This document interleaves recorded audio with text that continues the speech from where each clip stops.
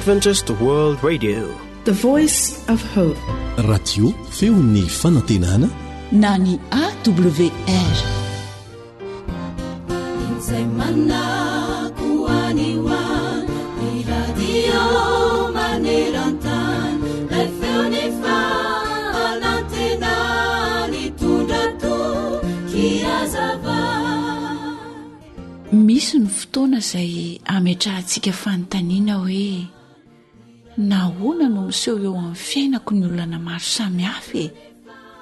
Maninona no efa mivavaka nefa mifanohatra amin'izany ny valim-bavaka azoko? Izao anefa no azo antoka. Mamaly vavaka mandrakariva Andriamanitra fa amin'izay mahasoa antsika indrindra no hamaliana izany. Mety hitsoarak'izay takatry ny saintsika. Mety hiteny mihitsy azy sika hoe tena tsy rariny intsony izao zava-mitranga izao. Tsarovy anefa fa tsy mitady izay ratsy ho antsika Andriamanitra, fa izay avoavonjy antsika sy izay mahasoa antsika no tanterahany. Andriamanitra dia feno fahendrena, ko raha toa ka mety hahavery antsika ny zavatra anankiray izay angatahantsika, dia tsy ho avelan'Andriamanitra ho azontsika mihitsy izany. Izao mantso ny voalazan'ny teny fikasany hoe mangata dia omena ianareo, mitadiava dia ahita ianareo, dondony dia hovoana ianareo. Fa izay rehetra mangataka no mahazo, ary izay mitady no mahita, ary izay mandondona no hovoana. Ari iza moa aminareo raha angatahany zanany mofo no hanome azy vato, ary raha angatahany azan-drano no hanome azy menarana? Ko raha ianareo na dia ratsy aza mahalala hanome zava-tsoa ny zanakareo, tsy maika va ny rainareo izay any an-danitra no hanome zava-tsoa ho an'izay mangataka aminy? Mateo 7:1-7. Amen.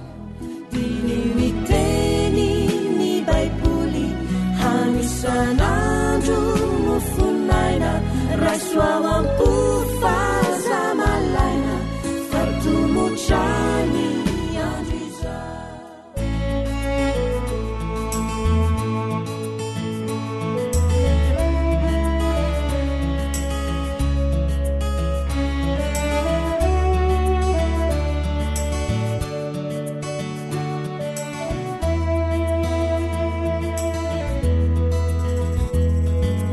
Fiainanety mazana toko tsy laozany zava-manjo,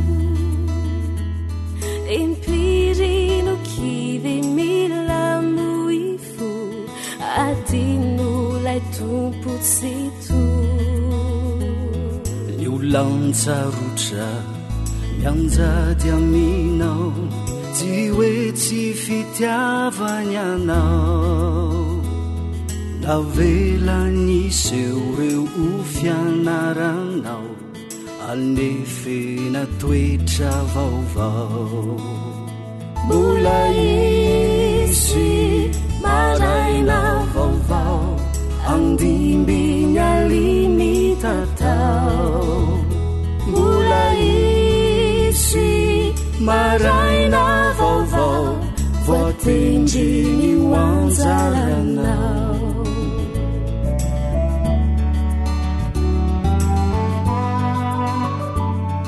Tarika Rija Malala.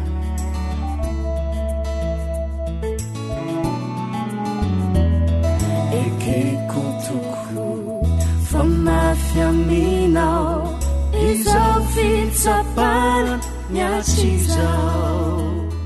Efantany nefa zay tsy hozakanao, tsy avela miatsaminao. Mandalo ianino tsy ho mandrakizay, aza tao mankarary fo. Lay efa namjesy izao tontolo izao, Jesosy no iady ho anao. Mbola isy maraina vaovao, andimby ny aliny tatao mbola isy maraina vaovao voatendriny hoanjarana izay lay onjany fanantinana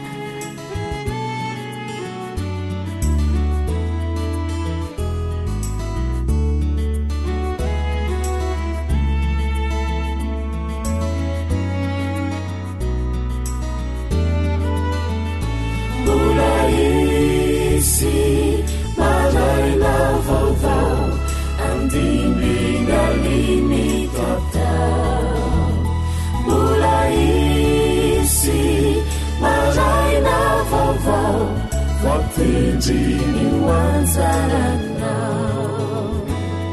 Fatendriny hoanjarana Fatendriny hoanjarana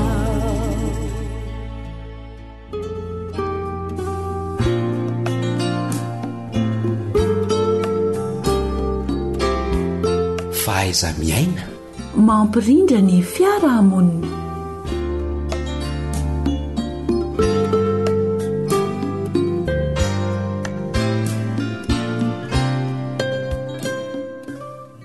ankafaliana trano no iantranoana atao tokantranonao ka anolorana anao a ny araba omba mipira rintsoa ny namanao lantoromesatsoely no mitafa aminao a namana samma kosa no eo amin'ny lafiny teknika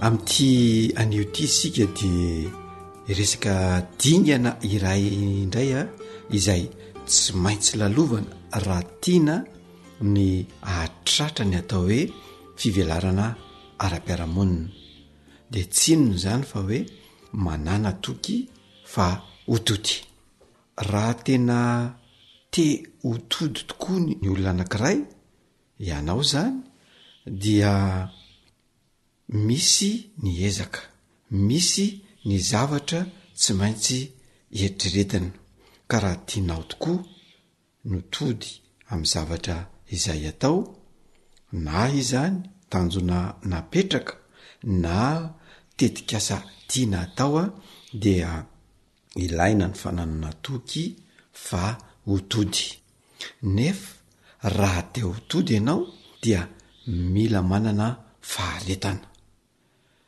ary raha tianao koa ny anana izany atao hoe faharetana zany a dia ilaina ny fanananao fikirizana fa ialana kosa ny akiviana izany hoe mila mikiry ianao zany ary manalavitra ny akiviana satria manakana eo amin'ny fandrosoana ny akiviana ary tadidio tsara fa aretony zany hoe mametraka tanjona na tetikasy zany nefa tsy tateraka hatramin'ny farany tena aretina tokoa izany ka mila ialana ary indrindrindrindra raha ohatra ka manao tetikasy ianao na mametraka tanjona anankiray dia fadio ny manovanova azy raha hitanao hoe miamafy lay izy fa rehefa mametraka tanjona ianao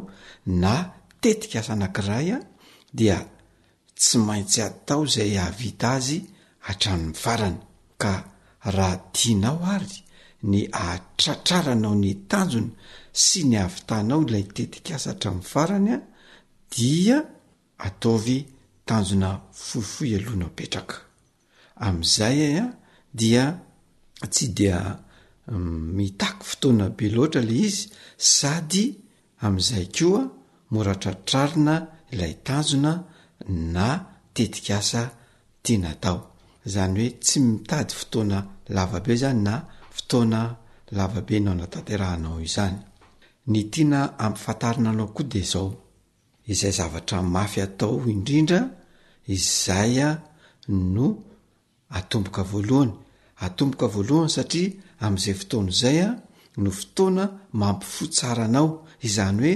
mifotsara ny saina matanjaka sady salama tsara ny vatana amin'izay fotoana izay dia ho vitanao ny atrika ilay zavatra mafy sady sarotra.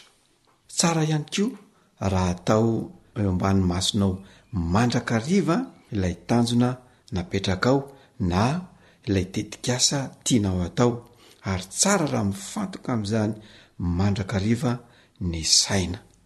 Amin'izay fotoan'izay dia ho lasa zary fiainanao ilay izy, ka tsy ho sarotra aminao ny anatratra ilay tanjona na koa anatanteraka ilay tetikasa. Na izany aza nefa dia tsara ihany ianao raha mba miala voly kely na koa somary miataka kely mba ahafahany atotoanao mampiditra rivotra ka ahatonga izany atotoa izany ho vonindray ahatakatra zavatra misimisy kokoa. Koa ireto ary misy torohevitra 5 mba ahafahanao manatratra ilay tanjona ka anananao toky fa hotody ianao. Voalohany dia tsarovy fa efa nisy zavatra vitanao teo aloha. Izany hoe tsy vao izao ianao akory no anatratra tanjona sy anao zavatra fa efa nisy teo aloha ary tratranao sy vitanao ilay izy. Faharoa, tsarovy ihany koa fa nisy olona efa navitan'io zavatra io ka azonao alaina tahaka satria nisy sofianatra. Sady zao vitan'ny hafa ve dia tsy vitanao, dia izay zany ataovy ao-tsaina mandrakariva. Tsarovy ihany koa fa tsy misy mafy tsy laitra ny soto eo amin'ny fiainana, dia ny fikirizana sy ny fahasotoana no ahafahana mahavita zavatra anankiray, fa fahavalo tsy ahafahanao mandroso sy mivoatra ny akiviana sy ny akamoana. Fahaefatra dia izao, tsarovy fa tsy manandrak'andrana ianao fa mivonona ny tody na dia lavitra sarotra aza ny lalana ale. Aoka ataonao an-tsaina izany fa tsy ankitsapatsapa akory io zavatra ataonao io, fa tena fahavononana ny anao zavatra ary tena finiavana ny androso sy anatratra tanjona izay napetraka. Ary fahadimy farany dia izao, tsarovy fa misokatra hatrany ny saina rehefa tsy kivy ianao, satria ny akiviana no tena fahavalo tsy maintsy resena raha tiana hotody sy anatratra ny tanjona, ka alaviro zany fa iainana kosa ny fahavononana andresy ny sarotra. Inona ary fa ho tanora ahay andresy ny sarotra ianao, ho tanora ahay andresy ny akiviana ka anana toky fa hotody na dia sarotra sy mafy ary lavitra aza ny lalana. Ka amin'izay fotoan'izay dia hivoatra sy hivelatra ara-piarahamonina ianao, dia ho tanora ilainy manodidina satria sady mivoatra no mampivelatra ny tena no mitondra fivoarana ihany koa eo amin'ny manodidina sy ny fiarahamonina.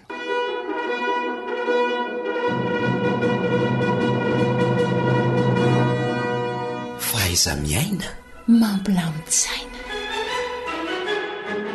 Dia izay indray ary no masaka azo natolotra anao tamin'ity androan'ity ka dia mametraka ny mandram-piona ho amin'ny manaraka indray.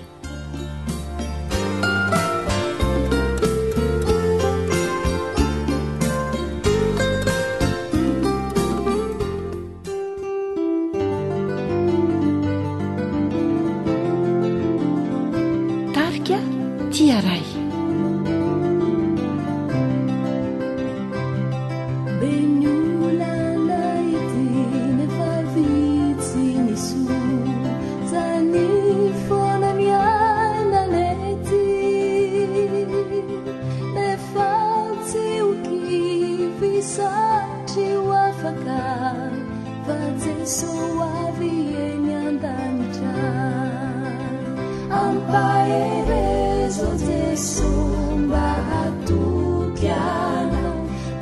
Banzinari lanitri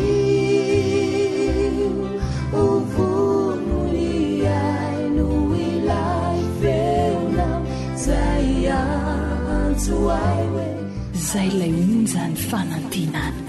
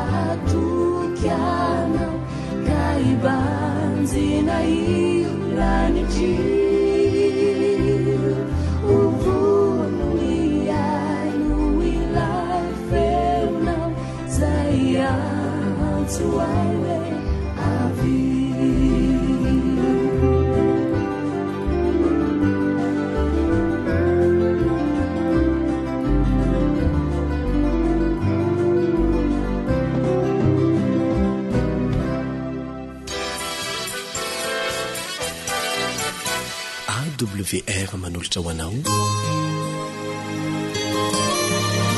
feon'ny fonantena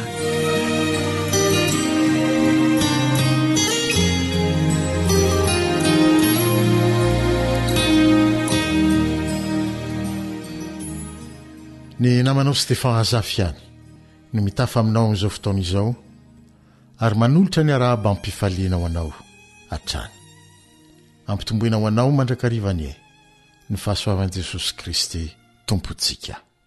Raha sitraka ao dia andeha hiary vavaka isika aloha mialoha ny ampitana sy hiainona izay teny nomen'ny Tompo ho amin'ny androany indray.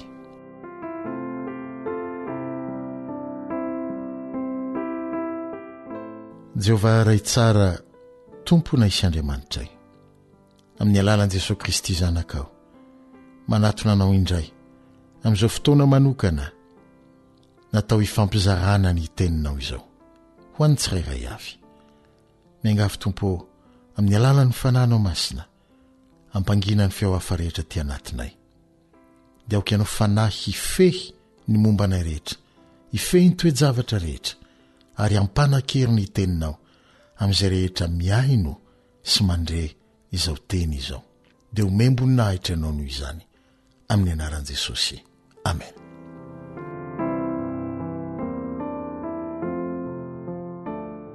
Mifamaofao amin'ny fiainantsika lasa rehetra ny fahatserovana tsara sy ny fahatserovana ratsy araka ny fitentsika malagasy manao hoe voamaintilany ny fiainana. Mifandimidimby ao mandrakariva ny tsara sy ny ratsy. Matetika nefa ny ratsy no mametraka ny dindona mivaivay sy olatra tsy haikosehina eo amin'ny fiainantsika ary isaky ny mijery sy mahatsiahy azy ireny isika dia misainto satria toa voamaly no ny ainana azy ireny. Misy ireo olatra izay vokatry ny etraketraky ny sasany. Misy koa ireo vokatry ny tsy fitandremana nataony tena ihany. Ary misy koa anefa ireo olatra izay tsy azo ny odovirana mihitsy na dia nanao izay azo natao aza ny tena. Ireny rehetra ireny dia mety ampahatsiaro anao fa efa saiky maty ianao angamba na koa nafon'ny olona mihitsy ianao tamin'ireny fotoana ireny.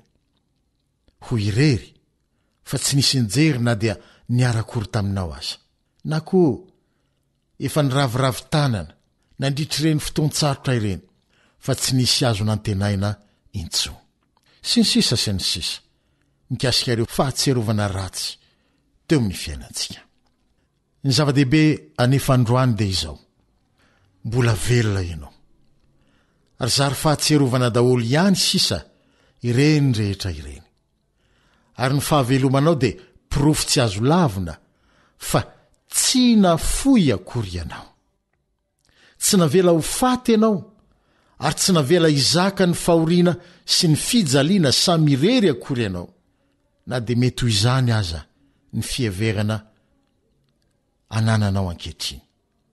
Hoy ny soratra masina ao ny Salamo 4:30 ka ny 7:70 sy 7:70 manao hoe amin'ny anaran'i Jesosy: mitaraina ny marina ary miaino azy Jehova ka mamonjy azy amin'ny fahoriany rehetra. Maro ny fahorian'ny marina, nefa Jehova manafaka azy amin'izany rehetra izany. Na dia tsy tsaroanao sy tsapanao aza, dia tsy niala taminao foana ny tanam-pitiavan'Andriamanitra, fa niaro anao sy nanafaka anao tamin'ny fahorianao Jesosy, ary nitondra anao sy nitrotro anao teo atratrany koa. Koa dia izao ianao mbola velona soamantsara izao. Toy izao ny voalaza ao amin'ny bokin'ny Deutéronomie 2:10, andininy 2:10, Deutéronomie 2:10, andininy 2:10, manao hoe amin'ny anaran'i Jesosy: toy ny voromahery manaitra ny ao amin'ny ankaniny ka manidintsidina eo ambonin'ny zanany, dia toy izany no namelarana ny Jesosy io, na Andriamanitra ny elany sy nandraisany ianao ary nitondrany anao teo ambonin'ny elany. Ary koa ao amin'ny Salamo 1:4 tapany voalohany ihany, Salamo 1:4 tapany voalohany ihany manao hoe: ny volonelany no anaronany anao. Dia tahaka ny akoho izany izay manarona ny zanany ao ambany elany. Noho izany, raha mitodika ireo lasa namela fahatserovana ratsy sy olatra tsy haikosehina teo amin'ny fiainanao ianao, dia aoka mba tsy ho izay ratsy nataon'ny olona taminao, na izay toe-javatra nangiry ny ainanao no iban-toerana ho aposy ao an-tsainao, fa aoka kosa mba ho ny fomba namonjen'Andriamanitra anao sy ny nanafahany ianao tamin'ireny toe-javatra nangiry firy ireny, ary ny fomba ny arovany ny ainao no hameno ny fanahinao, dia isolo fiderana sy fankasitrahana ny ngidi-panahy sy ny fankalana mety ho ao anatinao. Mihoatra noho izany, dia azadinoina faraka ny voalaza ao amin'ny boky n'Isaia mpaminany 7:15, andininy 4 sy 5, Isaia 7:15, andininy 4 sy 5, dia voalazan'ny tenin'Andriamanitra manao hoe amin'ny anaran'i Jesosy: nivesatra ny fahoriantsika tokoa Jesosy, nokapohina, nampahoriana, nolefonina ary nampijaliana noho ny amintsika izy. Noho izany no nampisy koa olatra eo amin'ny tanany sy ny tongony ary ny lanivony, olatra izay tsy ho voakosoka intsony mandrakizay. Ary rehefa mijery olatra io Jesosy, tsy izay nangiry firy taminy no tadidiny be indrina, fa izao enao voavonjy, enao afaka teo ampany fanandevozan'ny ota, enao velona ary tsy ho inketriny ihany fa velona ho mandrakizay. Zay ny fifaliana ho azy rehefa mijery olatra io izy. Ary isak' izay mijery izany olatra izany izy, dia mahatsiaro anao koa. Isaia 7:20, andininy 4 tapany voalohany ihany. Ary miteny aminao koa ankehitriny arak'izay voasoratra ao amin'ny bokin'ny Hebreo 4:12 fa niara nitondra ary mbola miara mitondra aminao ny fahorianao rehetra izy, satria efa nijaly tahaka anao amin'izao fotoana izao koa ny tenany, koa dia mahafantatra tsara izay manjo anao ary afaka mamonjy ianao. Raha sitrakao, ny anatona an'Andriamanitra ray amin'ny alalany. Ireo voalaza rehetra ireo dia hitanao amin'ny bokin'ny Hebreo ihany 2 7 sy ny 7 ny fisian'ireo olatra eo amin'ny fiainanao ireo ary dia ilaza aminao koa manomboka androany fa nisy piaro sy mpamonjy ary tsy izany ihany fa io piaro sy mpamonjy ianao tamin'ny lasa io dia tsy manadino ary tsy hanadino anao mihitsy satria efa nataony tomboka vatsa eo ampelantanana ianao sy ny anaranao tamin'ny alalan'ny olatra izay nanomboana azy tao amin'ny hazo fijaliana. Mbola vonina izy ny hiaro sy hamonjy ianao mihoatra noho ny tamin'ny lasa rehetra satria tsy miova Jesosy omaly sy aneo ary mandrakizay. Hebreo 7:9 mpamonjy raha teo no anarany. Izay ny dikany hoe Jesosy Jehova no mpamonjy. Misy mpanoratra re malaza ny teny hoe izay rehetra tsy nahalavo atsika sy tsy nahafaty atsika tamin'ny lasa dia vao mainka koa mampahery atsika amin'ny ankehitriny sy ny hoavy. Hampaherenao ane ny fijerena ny olatra eo amin'ny tanan'i Jesosy sy ny tongony ary ny lany voany. Ka rehefa mijery ny olatra eo amin'ny fiainanao ianao dia ahatsiaro ny olatra eo amin'ny tenan'i Jesosy ary ahatsiaro fa nomba anao izy matoa tsy maty tamin'ireny zavatsarotra tamin'ny lasa ireny ianao ary matoa ianao mbola velona inandroany dia nisy mpamonjy ianao. Dia izay ihany koa no ametrahako ny mandra-piaona aminao indray ho aminao mandrakarivana ny tompo. Amen.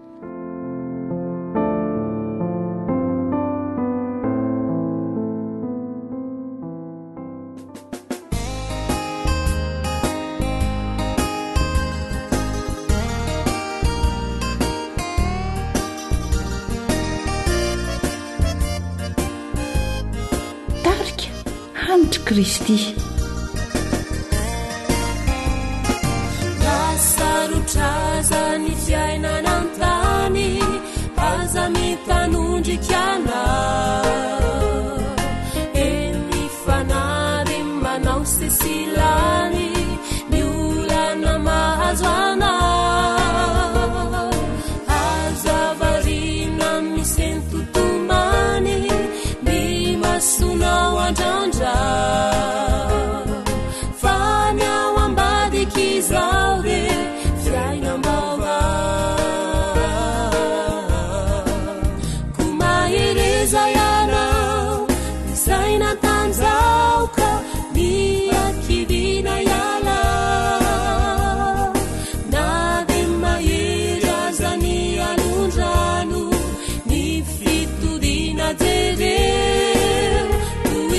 Taniniti kude matukifa Jesu de anampiana au kai sandra tachai ni babaka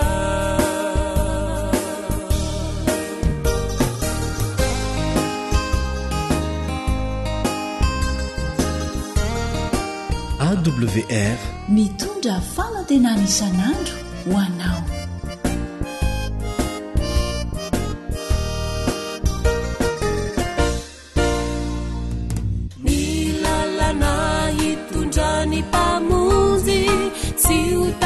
Trini saina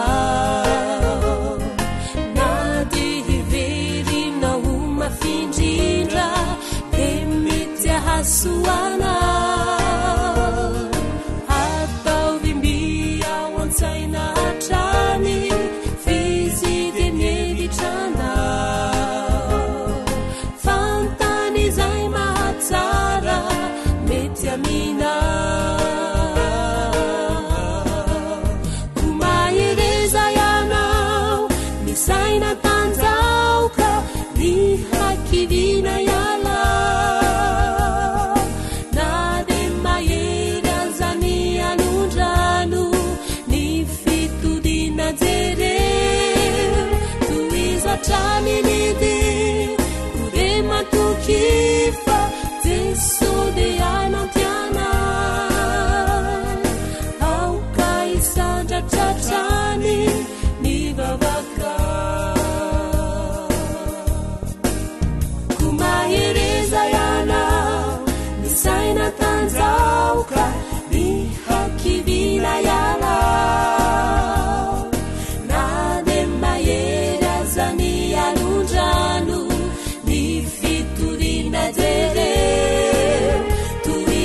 anenede kode matokifa jeso de anampiana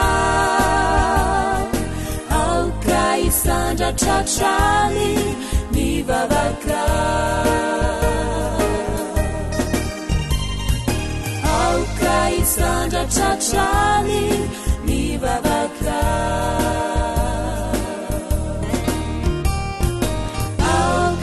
Sandra Chachani Nivavaka.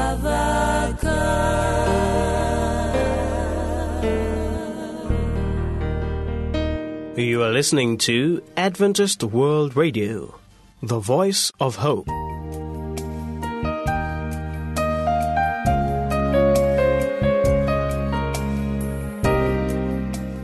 AWR Téléphone 033 37 106 13 034 06 797 62.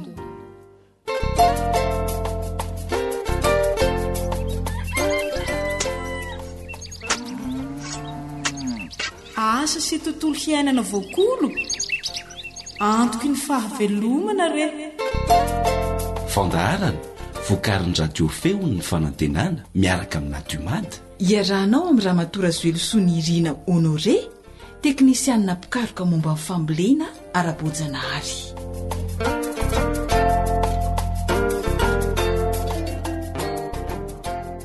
Misaotra an'Andriamanitra isika velonaina soma tsara dia hitafaraka amin'ny alalan'izao fandaharana asa sy tontolo iainana izao indray. Mbola miaraka amin'ny Ramatoa Zoelosoa Nirina Honoré hatrany isika ato anatin'ny fandaharana. Mahakasika ny fambolena moa izany no dinidinika hiarahantsika eto.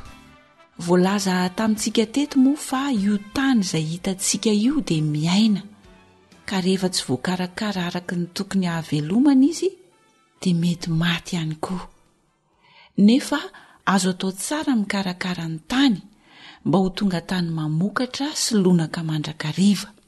Anisan'izany ny fitondrana roka eo amin'ny tany. Ankoatr'izay koa nefa tena mitana anjara toerana lehibe amin'izany ny zezika izay ampiasaina eo amin'io tany volentsika io izay antom-piveloman'ny voly sy ny fitehirizana ny vokatra rehefa miakabokatra izany. Koa aleo averintsika ampiainy Madame Nirina le hoe inona izany ny zezika tsara ampiasaina satria io tena antom-piveloman'ny voly. Ty zezika teneniko ty indray izany dia araka ny fanandramana natao dia ny vokatra ny volena tamin'ny zezika komposta dia mateza eo amin'ny fitehirizana azy noho ireo ny volena tamin'ny zezika simika ary tsy mora antairana aretina sy mora lany ny bibikely ihany koa. Ka ny zezika komposta izany dia tsara ataon'ny mpamboly mandrakariva. Ny zezim-pahatra dia tsara ihany koa fa izy io manko dia fitambaran'ny lafiky ny biby sy ny tainy izay nitoby ela tao am-pahatra ka lasa loha ary potipotika madity. Ny zezikombo koa dia tena tsara fampiasa eny amin'ny voly kanefa alohan'ny ampiasantsika azy dia avoaka ao am-pahatra aloha mba azo rivotra kely eny amin'ny malomaloka mialohan'ny ampiasana azy eny an-tanimboly. Araka ny fikarohana natao koa dia ny zezika pahatra mando be izany dia tian'ny sakivy sy ny lelosy na hoe limasy lelosy. Tsara izany raha mitafo ny fahatra mba tsy ho azo ny orina sy ny danikandro be loatra izany ny zezim-pahatra ary lalorina somano fanambaniny asiana tatitra kely manodidina azy mba tsy ho very ny ranon-jezika. Nolazainao teto koa hoe tsara ihany koa ny zezim-pahatra saingy avoaka kely ao anaty fahatra izy mba ho maimaina izay vao ampiasaina. Misy fepetra ve tompoko izay faharetan'ny fanamainana n'ilay zezim-pahatra izay?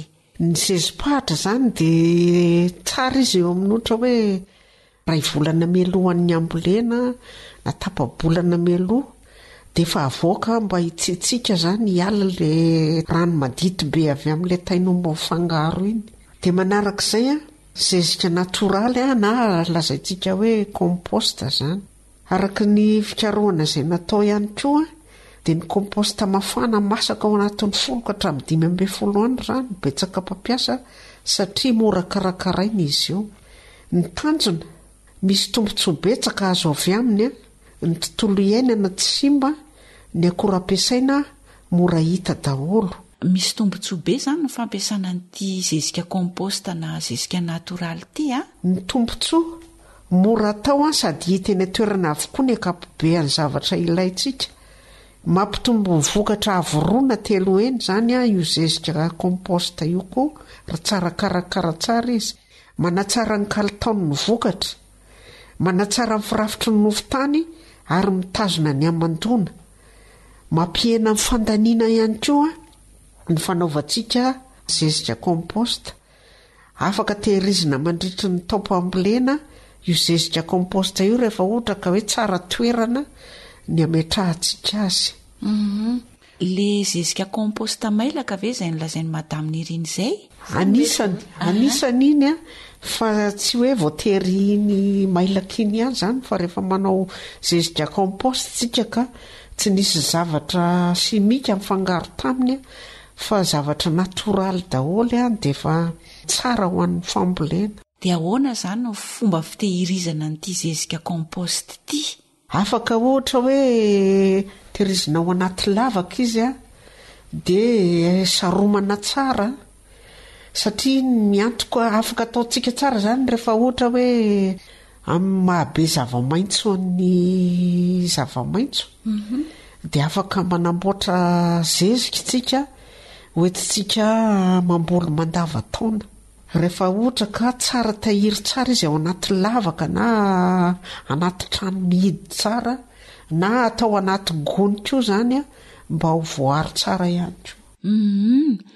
Dia inona zany ny tena tsy mety amin'ity fitehirizana ny zezika komposta ity? Ny adanin'andro be eo an-tokotany eo, lany ny tsirony dia lany ny heriny. Ankoatr'izay ve tompoko mbola misy fanazavana tsara ho fantatra? Ny fanazavana tiako apetraka angamba ny amin'ity anio ity dia tsara zany tsika mampiasa zezika komposta satria io zany ny tena hita hoe mitondra vokatra betsaka kokoa eo amin'ny fambolena noho ny zezim-pahatra tsotra fotsiny. Sady ny zezim-pahatra tsotra zany mandany be fa ny komposta indray ny fikarakarana ao anazy zany no ny somary elaela. Zay le niteneniko teo aloha teo hoe valala tsy azo raha tsy endrina elika ko dia tsy maintsy misahirana tsika raha tia azo tombontsoa sy vokatra betsaka. Ny antsika moa zany ny tanjona dia ny tsara alonaka ny tany. Dia mety misy olona zao amin'ny faritra sasany tsy afaka ny ahavita zezika izy. Dia azo atao tsara zany manantona ny orinasa na tumady mba ahafana mahazo an'izay zezika izay. Dia miantso ny Ramatoa Razoelina Nirina Honoré. Afaka miantso tsika. Rita an-tsapamokatra. Mampiasa zezika mailaka vita amin'ny akora natoraly sady tsara kalitao dia hiatsara sy alonaka ny taninao. Ho voaro amin'ny aretina sy ny bibikely mpanimba ny volonao. Mampiasa zezika mailaka dia ho sitrana ny tany simba sy efakotra. Hitombo avorokatra amin'ny telo eny mihoatra ny mahazatra ny vokatra azo. Vokatra tsara tsiro, mahasalama sady azo tehirizina maharitra ny vokatra ho azonao. Ampiasao ary ny zezika mailaka dia ahita fahombiazana ianao. Raha mila fanazavana fanampiny dia antsoy ary ny laharany telefônina 032 02 397 05 034 02 397 05.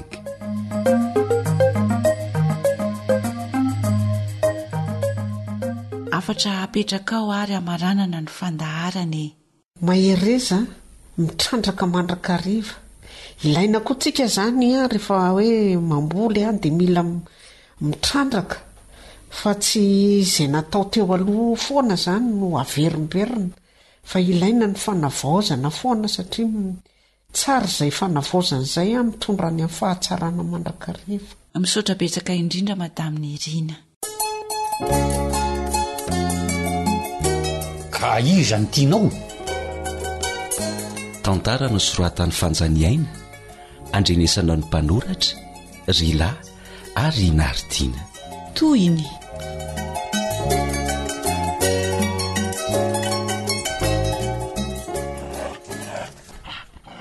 Ramatoa. Jereo kely aloha zao mampingiringirina mavoloany elatrano an'izany. Misy olona miodiody angamba. Tsisy olona zany re eo fa alika misangisangy io a. Ary andao amin'izay rery be manana fa ilozan'ny olona eo ane. Ka le satroko mbola tsy hitako. Otre, Orazeline. Ina ihany e. Fa tsy marina tsy le satroka bonetrako mihitsy ny taritariany mavolo eran'ny tokotany iny. Iny ramatoa. Andrekakio. Tena ohatra n'izy mihitsy iny ry be ma. Izy io e. Ataoko mahita io androany. Izy ihany no efa nanala ny tapony ny satroko iny. Zao mbola Mavlo! Eto laty! Ary tena tiany mihitsy le bonetranao raha be manana. Izy tsy mahagaga kaikio. Fa ony? Iny ramatoa! Efa ngamo tsy mbola ny sasana ihany izy iny. Mavlo! Le nitondrana totokena tamin'ny herinandro. Aiza moa tsy ho rembremben'ny aliky. Ka totokena amin'ny fony Versilena. Ze rano kena kely iny tsika tamiko sasana ony. De zao ny vokany. Tsy efa indroza iny ny savoritahany mavolo satria neveriny fa ho vorovoron-kenako. Osilena. Rotoka daholo molotry le satroko. Ny tapony le fanzairina teo azy ty misokatra salan'ny varavarakely. Nde mandeha alika ratsy taisy ty. Aza ilozana miady amin'ny alika rery be manana fa asolakolina skotsa dia ndao andeha. Tare. Karatsinako.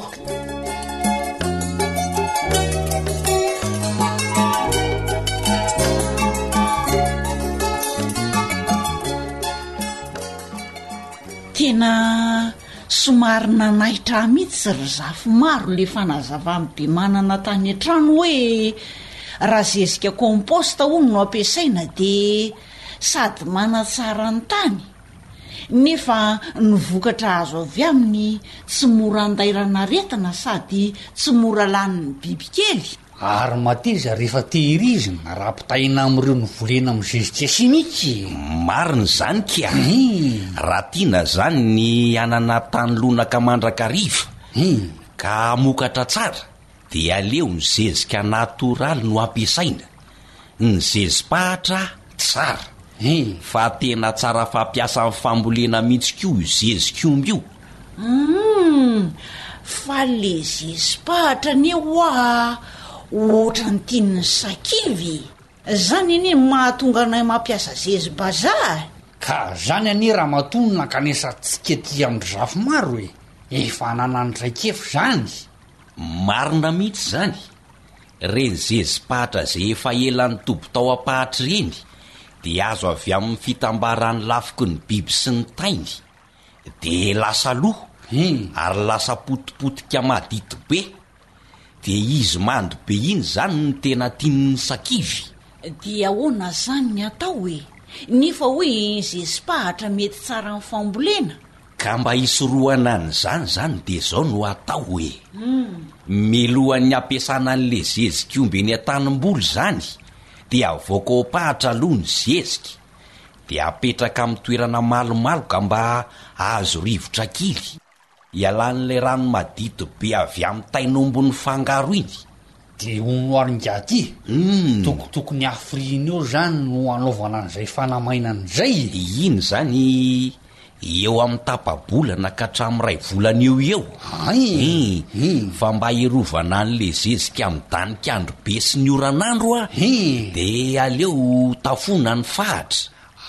ay ve zany no antony anafonareo an'ity fahatra ity ary ny fanamban'le fahatra zany jereo fa voalalotra sima mihitsy ohatra zao mihitsy ny tena mety dia asiana tatatra kely ny manodidina azy mba tsy avery an'le ranonzezika ay ve ka zay ny fomba fikarakarana azy fitehirizana n'ity zezim-pahatra ity tena misaotra ry zafy maro fa tena mazava dia ahoana indray ringaty le hoe zezika komposta io kosa aloha de tena be dehibe ny tombotsoa azo avy aminy ary be mpampiasa satria voalohany indrindra tsy manimba tontolo iainana izy zany eo ka tsy ho sarotra be ve ny ianao an'izany ry zafy maro le raha matotyko leretsy mbola tsy hainao kory ny fanazavana de fa zany no atao ao an-doha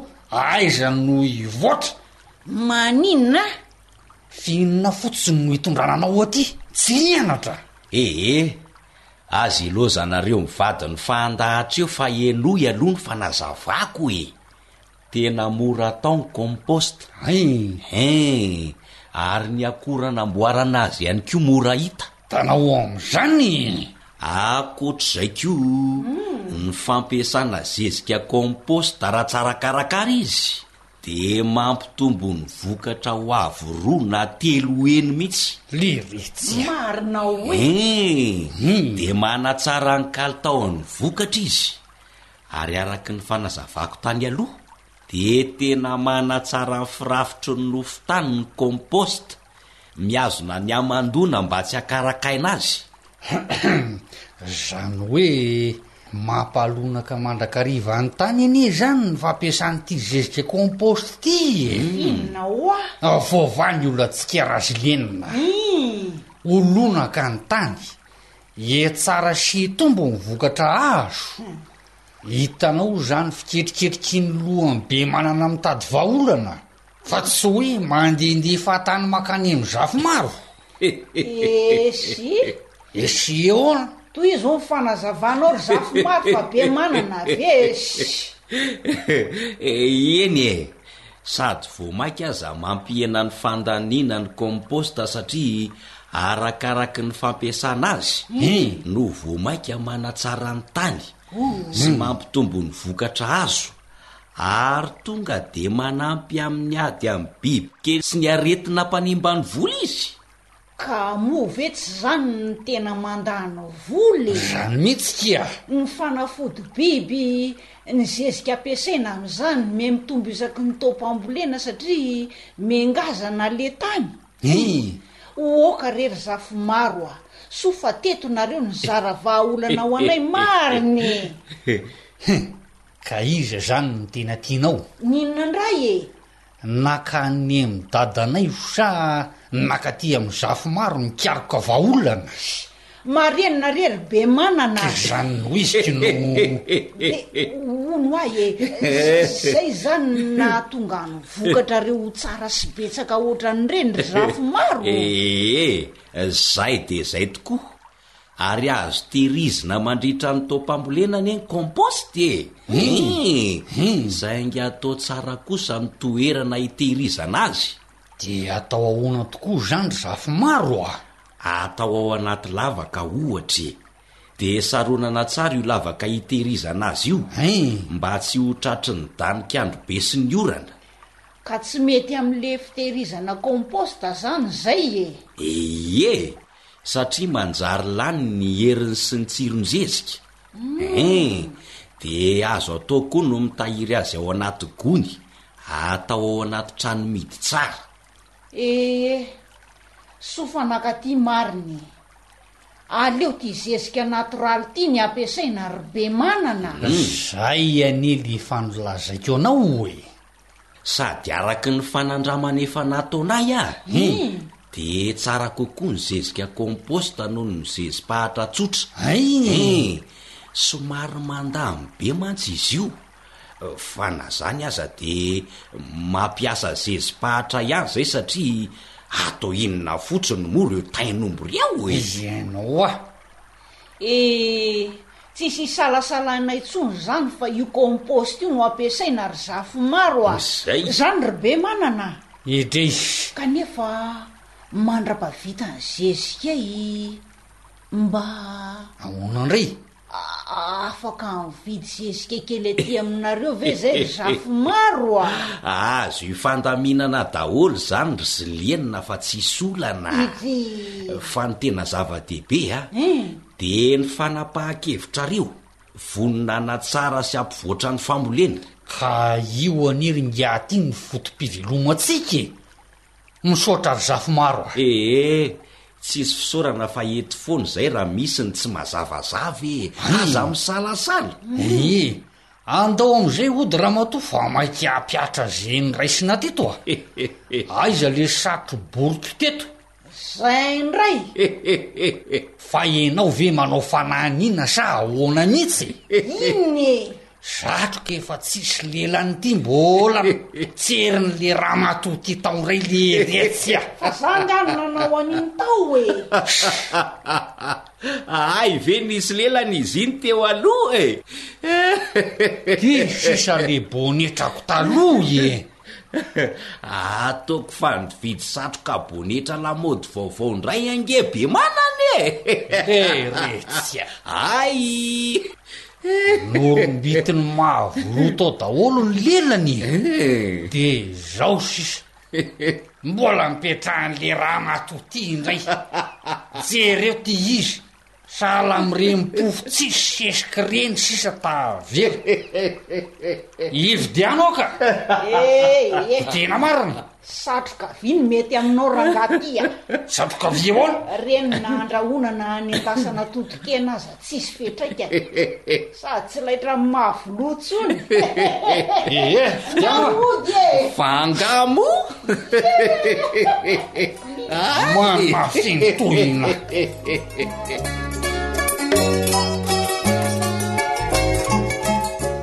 dia ataovindray ary ny fampiarana izay noresahana sy natotranao teto ny araka tamin'ny madamin'ny irina raha tianao ny anana tany mahavokatra tany lonaka mandrakariva ary tany manome vokatra tsara sy betsaka ary mateza hitahanao amin'ny asa tsara rehetra ataonao mandrakariva ilay raintsika ao an-danitra na manao fanjaniaina monina nolotra ny fandaharana asa sy tontolo iainana teto niaraka tamin'ny teknisianina Nardina tompony andraikitra ny fandaharana Elion Andre Mitantso.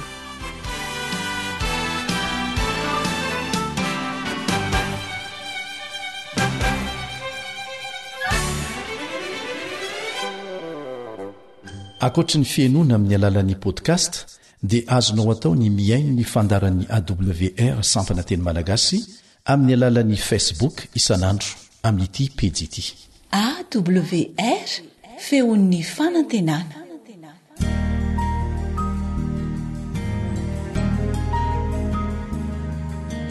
Faneteninao no fahamarinana. Taridalana manokana fianarana baiboly avoaka ny fiangonana advantista maneran-tany. Iarahanao amin'ny radio feon'ny fanantenana.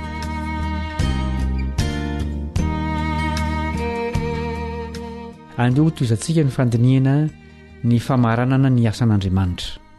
Maneho mazava tsara ny amin'ny drafim-pamonjen'Andriamanitra miandro farany ny bokin'ny Apokalipsy. Ifantoka amin'izany ny fianarantsika anio. Manasanao aritra hatramin'ny farany ny mpiara-mianatra aminao Kaleba Andretsikivy.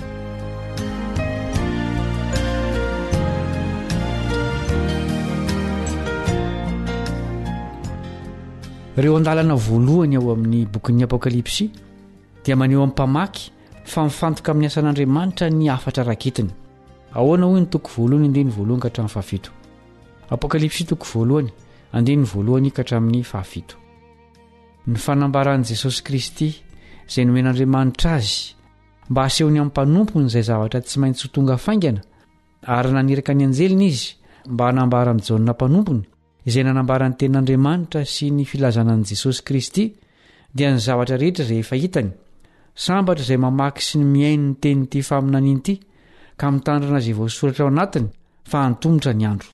Jaonina mamanky ny fiangonana fitoan'izy ho aminareo anie ny fahasoavana sy ny fiadanana avy amin'ilay ankehitriny sy taloha ary ho avy ary avy amin'ny fanahy fito izay eo ny lohan'ny sezafiandranany ary avy amin'i Jesosy Kristy vavolombelona marina sy lamatoa amin'ny maty ary lehibe ny mpanjaka amin'ny tany ho an'izay tiantsika ka namahantsika ho afaka amin'ny fahotantsika tamin'ny rano sady efa nanao antsika ho fanjakana dia mpisorona ho an'Andriamanitra rainy ho azy anie ny voninahitra sy ny fanjakana mandrakizay amen. Indro izy avy amin'ny rahona ary ny maso rehetra hita azy na dia izay nandefina azy aza ary hitomany azy ny firenena rehetra ambonin'ny tany eny amen. Aorian'ny fanambarana amin'ireo 1 fa avy amin'i Jesosy ny apokalipsy ary izy no ivony. Ny 7:5 dia maneho an'Andriamanitra telo izay ray miara-miasa ho famonjena ny olombelona. Andriamanitra ray no ilay mandrakizay ankehitriny sy taloha ary ho avy. Voatonona koa ny fanahy masina izay niasa tamin-kery tamin'ireo fiangonan'ny taonjato voalohany.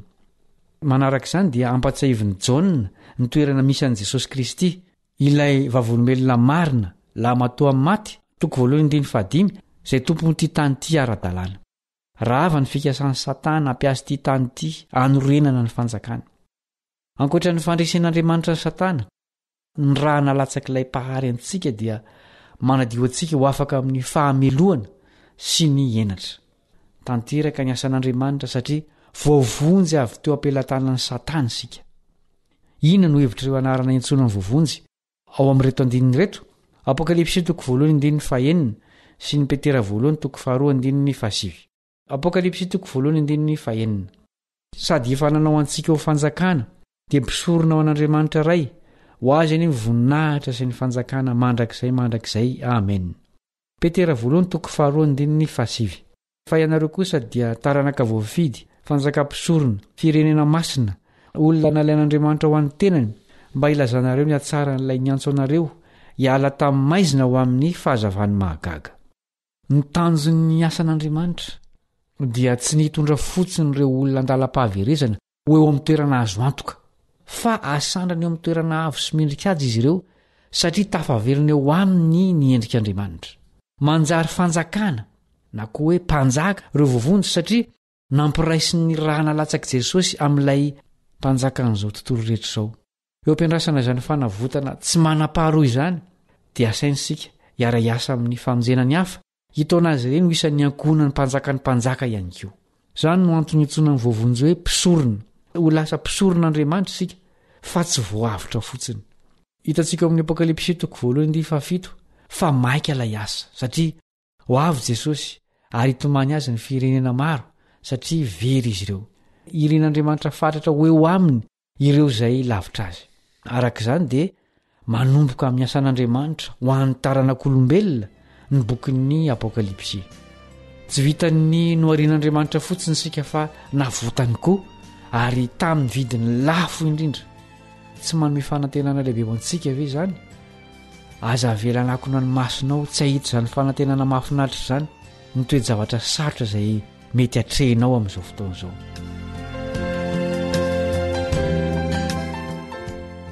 Izay no mamarana ny fiarantsika androany. Mbola manasanao naraka ny toy ny fianarana ny mpiara-mianatra aminao Kaleba Ndretsikivy.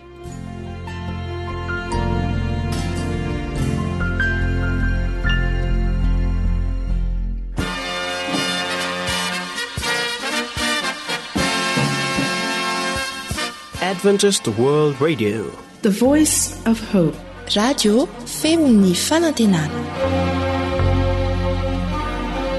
Ny farana treto ny fanarahanao ny fandaharan'ny radio feo fanantenana na ny AWR amin'ny teny malagasy.